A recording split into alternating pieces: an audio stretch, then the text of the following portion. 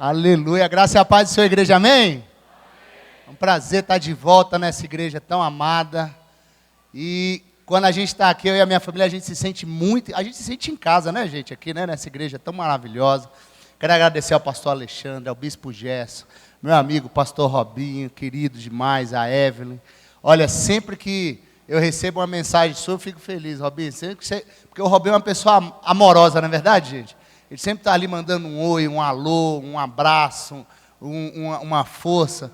E é tão especial poder saber que a gente tem amigos que você não vê todo dia, mas que você sabe que aquele elo é verdadeiro. Você tem amigos assim? Diga amém. Eu tenho um amigo assim no pastor Robinho. Te amo demais, hein, pastor? Obrigado demais. Amada igreja, quem ama a palavra de Deus, dá um amém bem gostoso aí.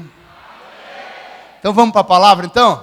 Vamos abrir as nossas Bíblias lá no Evangelho de João, no capítulo 13 do Evangelho de João. E nós vamos ler a partir do versículo 5. Abre sua Bíblia, seu tablet, seu celular. Eu vou compartilhar com você uma palavra muito, muito simples, mas que eu tenho certeza que vai trazer direção para muitas pessoas que estão hoje aqui à noite, em nome de Jesus.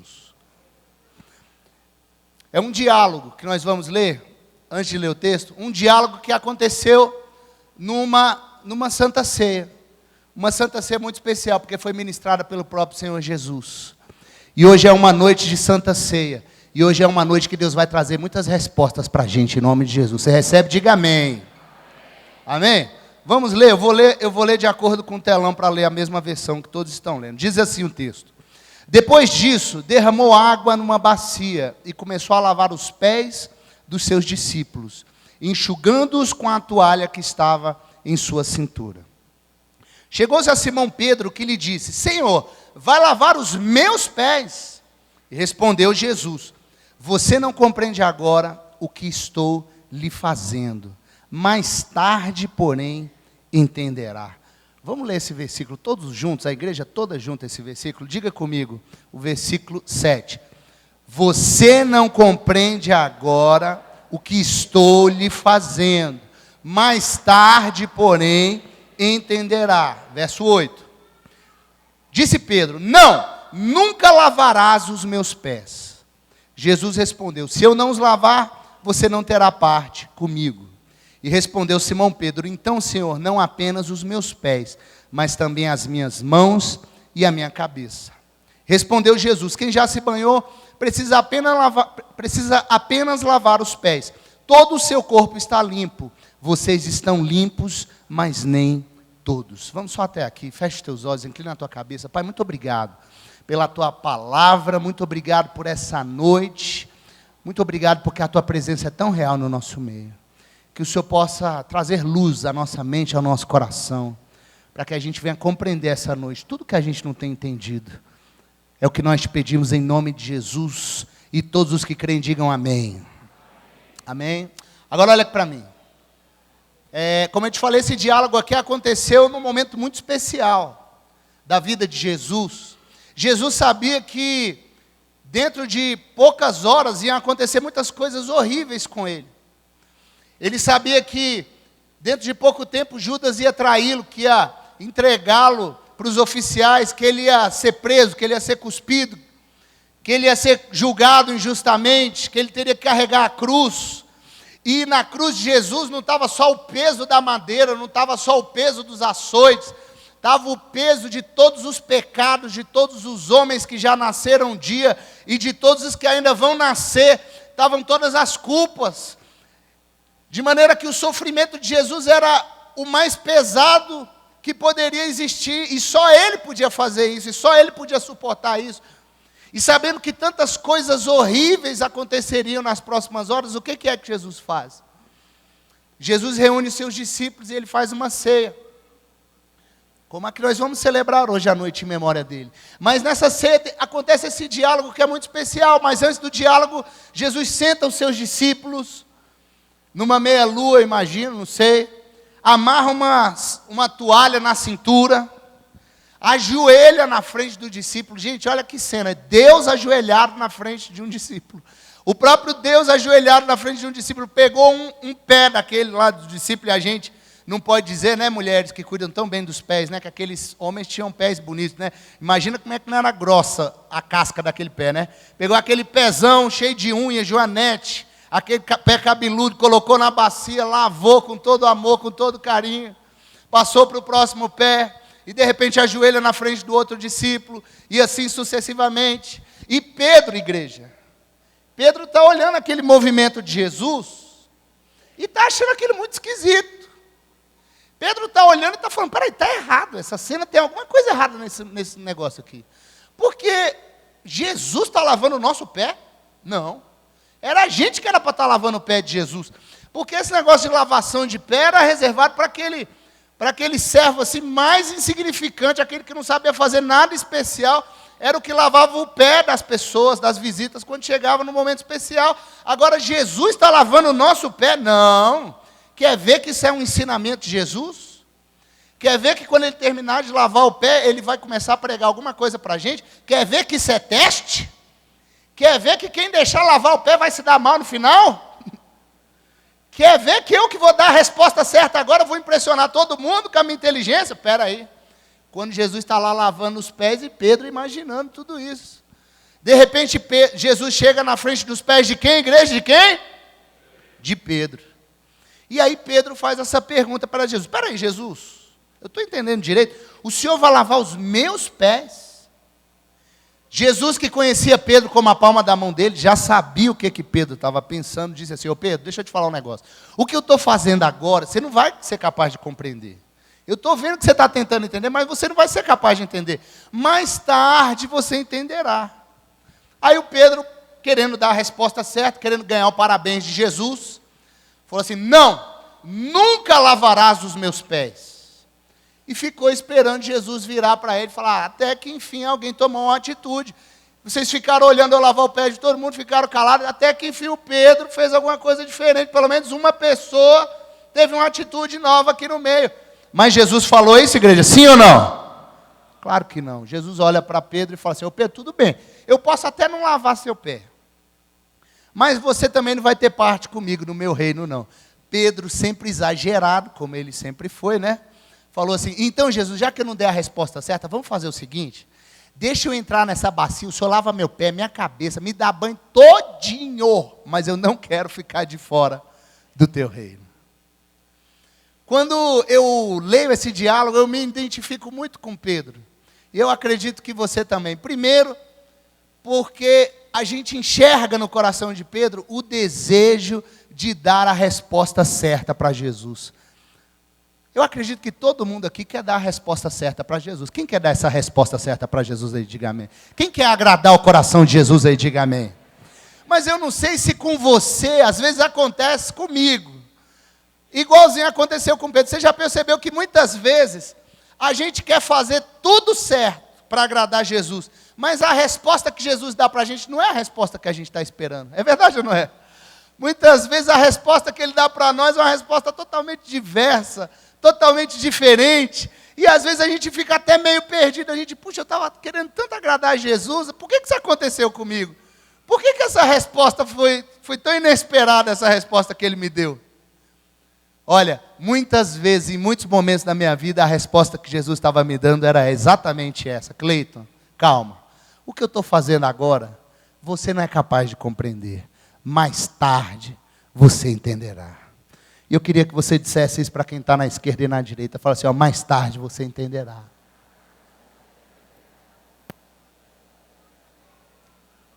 Olha, esse é um dos versículos da minha vida.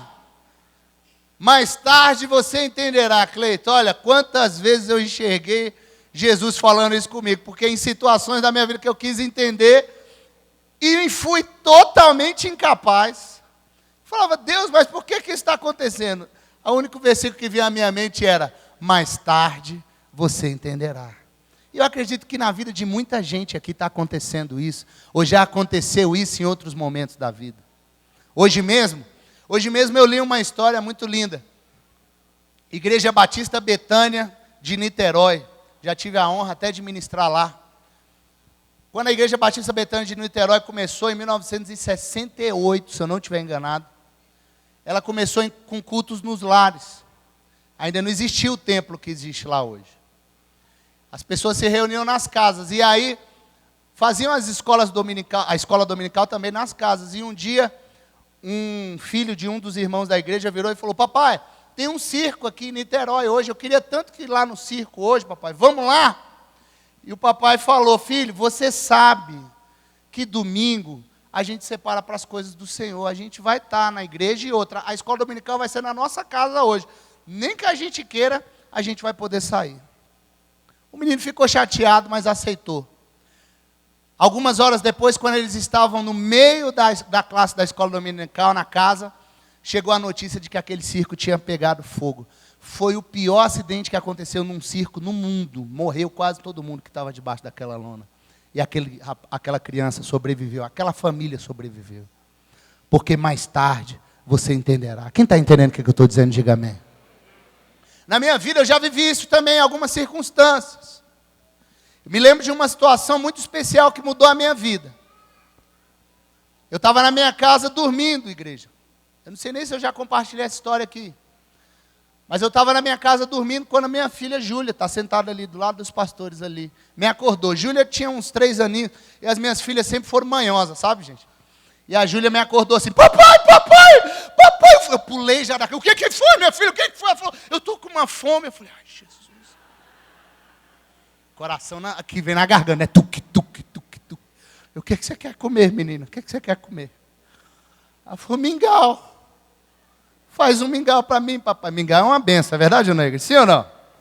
Ainda mais quando alguém faz para você, é melhor ainda, né? Falei: tá bom, Júlia, vamos fazer mingau. Tinha uns 3 aninhos.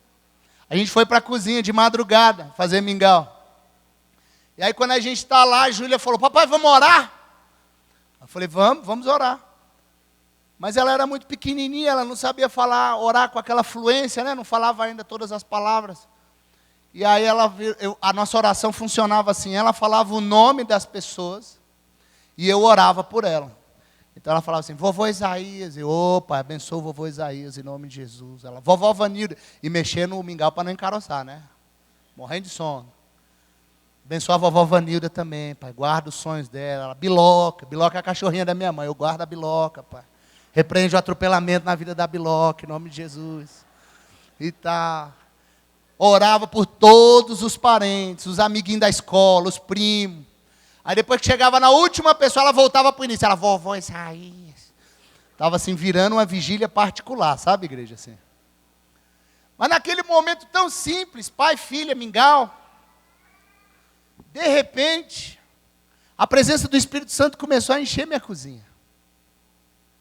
O Espírito Santo foi chegando.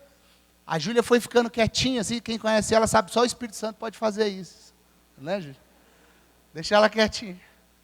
Ela foi ficando quietinha ali, e naquele momento, enquanto eu sentia a presença de Deus com a minha filha ali, eu comecei a orar e falar: Jesus, hoje eu vou me entregar aqui, fazer mingau.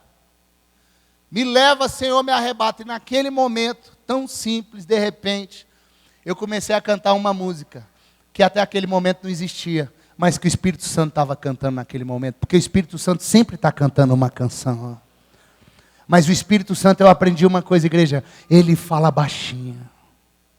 E a gente tem que ter ouvidos para ouvir essa voz. Mas naquele momento eu ouvi. E a canção que ele cantava era aquela canção que nós já cantamos juntos aqui tantas vezes, que diz: se eu me humilhar diante do teu altar e sacrificar aquilo que me custar, tu inclinarás os teus ouvidos ao meu clamor. Mas vale um dia no centro do teu querer, que toda a vida, sem jamais te conhecer, tu és minha fonte, minha colheita, minha herança. E Deus mandou essa música dos céus. E essa música, ela nasceu exatamente como ela é. A gente só teve que mudar a primeira frase, porque a primeira frase da música era diferente. Era assim: nessa cozinha tu és real. Mas aí a gente teve que trocar, porque ia ficar meio estranho, né? Já pensou hoje a gente aqui na Igreja de Deus, todo mundo chique, nessa cozinha tu és... Ia ficar meio estranho, né? Aí a gente trocou a palavra cozinha pela palavra lugar. Porque qualquer lugar é lugar da presença de Deus se manifestar, amém? É na sua cozinha, no seu quarto, na casa dos seus pais, no ônibus, no metrô, quando você entrar no seu trabalho. Aonde você entrar, a presença de Deus vai com você, em nome de Jesus. Você recebe? Diga amém. E ali naquela hora, Deus me mandou essa música. Aí eu mostrei para os meus irmãos da Disco Praise. E aí, o que vocês acharam da música? Ah, não gostamos não. Essa música não é legal não. Sério mesmo? Não, mas foi lá, eu estava fazendo mingau. Não, você estava com dor de barriga aí, Deus. Esse mingau não estava na benção. Não vamos gravar essa música não. É mesmo? É, não gravamos. Ninguém gostou da música. Aí começamos a cantar lá na igreja. Aí quando o pessoal da igreja começou a cantar, eu falei, o pessoal da igreja gosta da música. Ah, mas será que gosta mesmo? Gosta, rapaz, vamos lá. Aí um dia eu tive que marcar para eles ir lá. Aí quando eles viram a igreja cantando, eles, porque é a sua igreja. Mas aí a gente foi, e de repente um dia o nosso produtor ligou e falou, rapaz, essa música é boa. Aí um dia o André Valadão ligou e falou, essa música é boa. Aí falou, você gostou? Falou, vamos cantar junto? Ele falou, vamos. Corremos para Belo Horizonte antes dele mudar de ideia e gravamos a música. E aí aos pouquinhos começaram a cantar a música. Começaram a cantar aqui em Brasília, começaram a cantar em Goiânia, começaram a cantar em Belo Horizonte, começaram a cantar, começaram a espalhar. Daqui uns dias a gente está chegando no Rio de Janeiro para assinar o contrato com a gravadora. Quando eu estava assinando o contrato com a gravadora, igreja, eu estava lá, no Rio de Janeiro, assinando aquele papel, e chorando, e olhando para cima, e agradecendo, e falando, Jesus, obrigado porque a Júlia me chamou para comer mingau. Igreja, já pensou se naquela noite que a Júlia me acordou, já pensou se ela falasse assim, papai, o que foi? O que você quer? Mingau, vá dormir, menina gulosa. Tinha perdido a bênção ou não tinha, igreja? Sim ou não? Tinha perdido. Igreja, essa música mudou a minha vida, mudou a vida do nosso ministério. Por causa dessa música, nós começamos a alcançar o Brasil inteiro. Essa música é cantada em vários países do mundo. Já mandaram vídeo para mim do povo cantando essa música em japonês. Alguém traduziu. Você acredita nisso?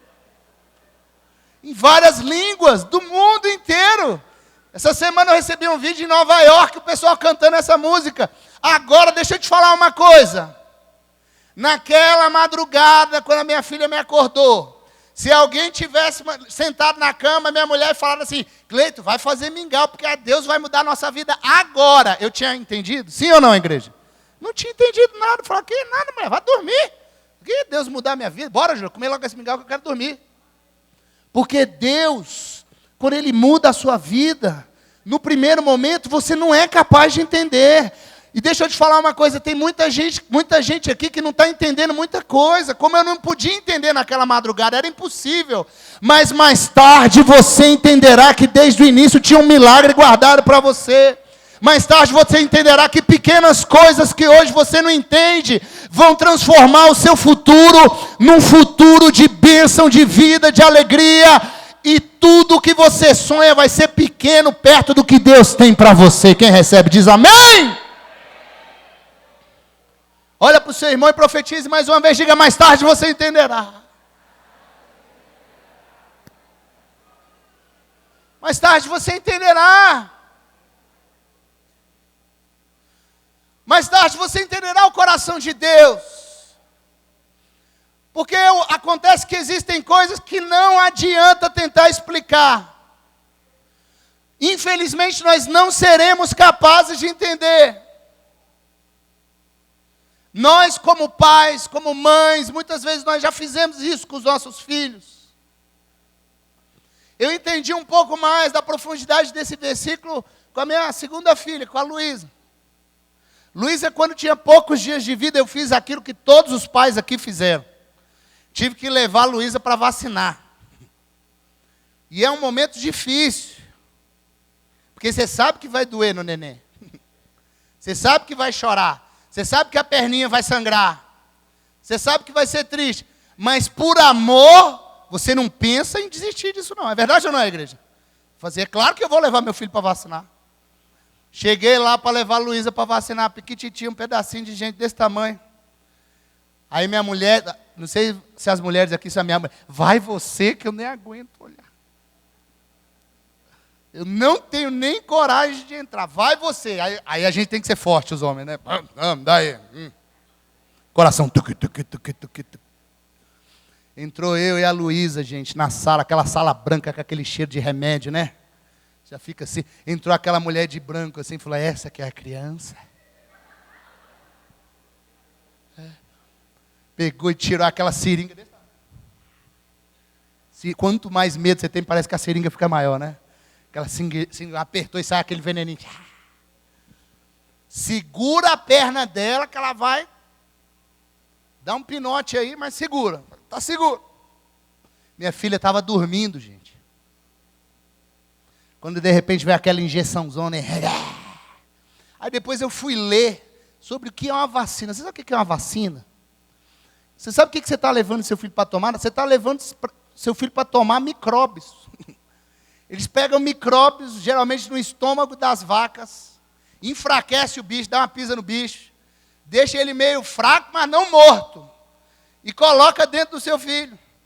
Aquele veneno que está entrando ali, aquele micróbio é tão fraco que o sistema imunológico da criança consegue não apenas vencer aquelas bactérias, como aprender com aquilo e nunca mais pegar aquela doença outra vez. É isso que está acontecendo. Está levando seu filho para tomar uma injeção de micróbios.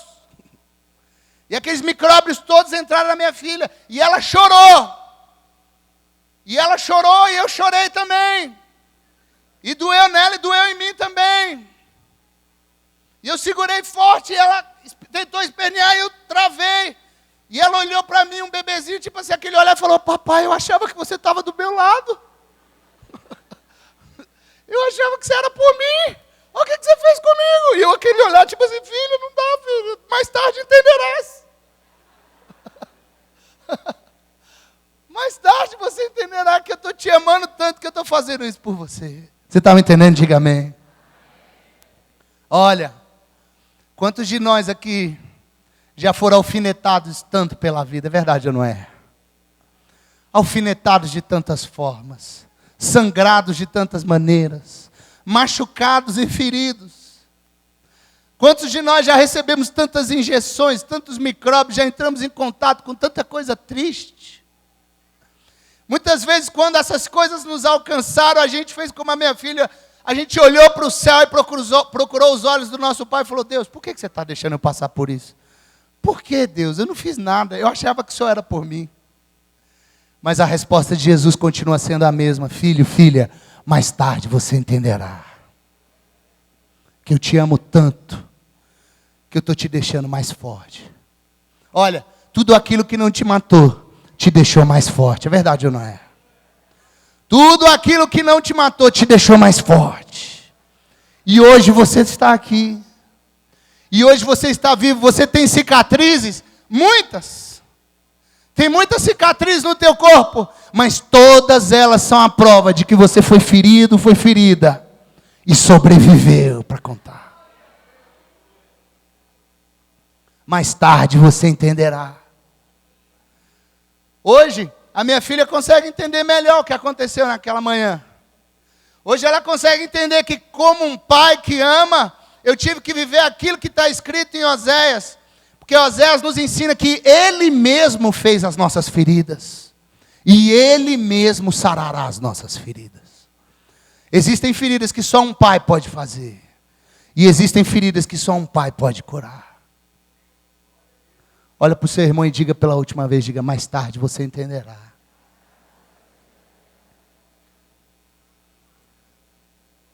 Mais tarde você entenderá porque tudo isso está acontecendo com você, amém?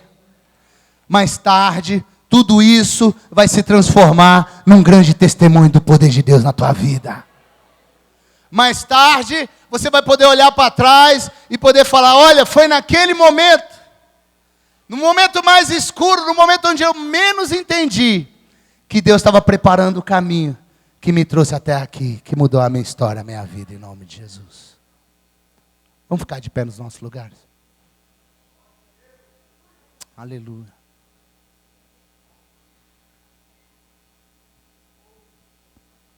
Mais tarde você entenderá em nome de Jesus.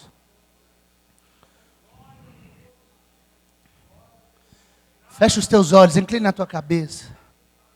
Eu quero te convidar a repetir essa oração comigo. Diga: Senhor Jesus,